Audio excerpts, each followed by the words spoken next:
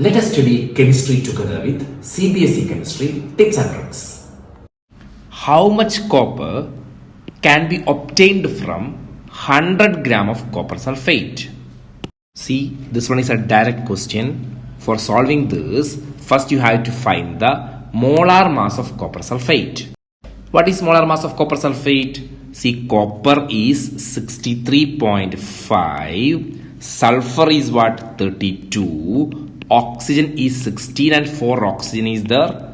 On calculating you will get 159.5 gram per mole. Correct? Now, so it is clear that in 159.5 gram of copper sulphate, 63.5 gram of copper is there. So amount of copper which can obtain from 159.5 gram of copper sulphate is 63.5 gram. Correct? Now you can use unitary method. We can follow unitary method to solve this.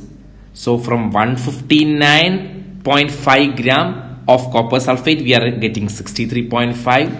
So from 1 gram of copper sulphate, how much copper we will get? It is very easy, right? 63.5 by 159.5. What is our aim? Our aim is to find the amount of copper which can obtain from 100 gram of copper sulphate. Correct?